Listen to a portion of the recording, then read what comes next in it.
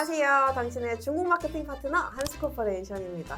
오늘은 정말 특별한 초대 손님이 있는데요. 피부과 마케팅 전문으로 하고 있는 우리 정효 씨 초대했습니다. 소개 부탁드릴게요. 안녕하세요. 향수 피부과 마케팅 위주로 하고 있는 정효라고 합니다. 반갑습니다.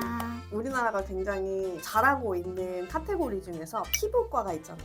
피부과에서 문의를 많이 해주세요. 샤오슈 마케팅 어떻게 하냐, 뭐 대중경병 어떻게 하냐, 그런 것들 많이들 문의를 해주시는데, 피부과는 우리나라도 그렇지만 검열이 굉장히 심한 편이거든요. 피부과 전문으로 하고 있는 정효 씨한테 많은 이야기들 오늘 물어보도록 하겠습니다.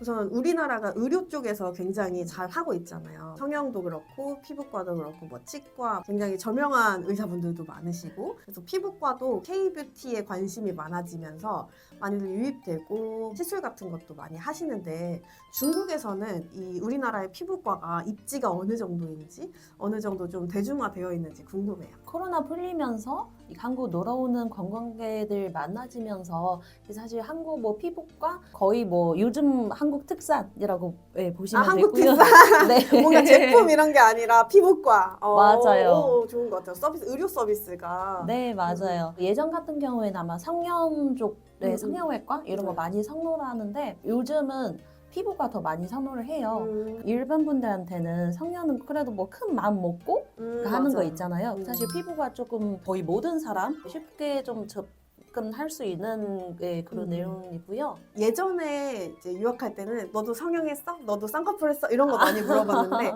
최근에는 피부 관리 어떻게 하냐고. 근데 네. 사실 제가 뭐 피부가 엄청 좋고 이런 건 아닌데, 한국인들은 좀 이제 윤광이 있잖아요. 좀 맞아요. 반짝반짝하고 이런 거를 추구하잖아요. 네. 그래서 그런 거에 대해서 되게 궁금해하시고 다른 시술 해보고 싶다, 추천해달라 이런 분들도 많으시더라고요. 중국에서 되게 유명한 단어가 있어요. 한유水光肌.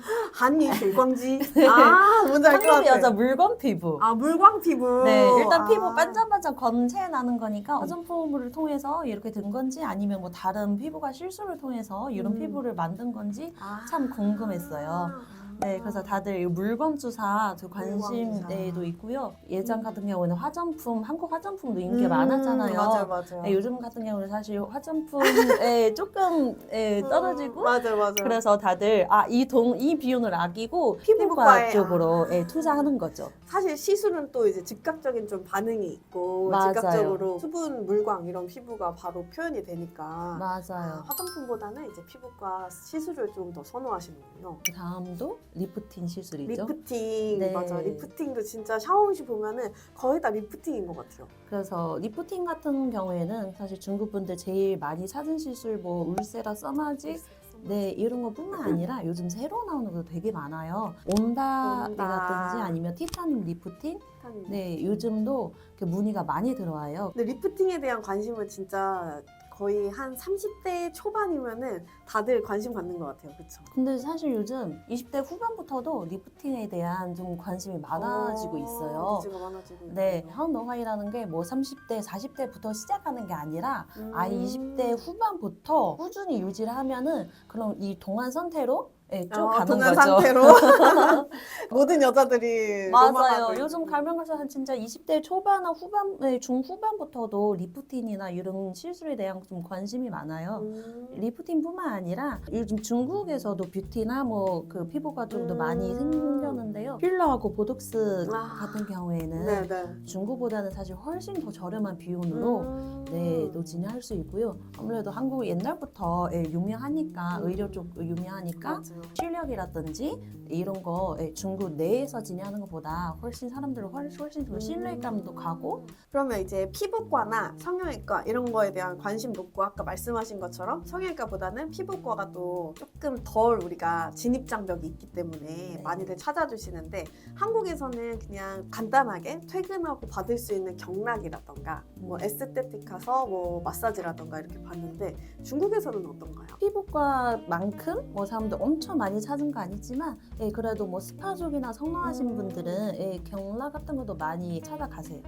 맞아요. 스파도 굉장히 많이 하시더라고요. 네, 여행하러 오면서 다들 바쁜 코스로 여기 들리다 하면은 뭐 그 중에서 하루에 시간 좀 빼서 경락 이렇게 받으면서 힐링도 되면서 스파도 하고 이제 헤드 스파 같은 것도 또 많이 하시더라고요. 맞아요.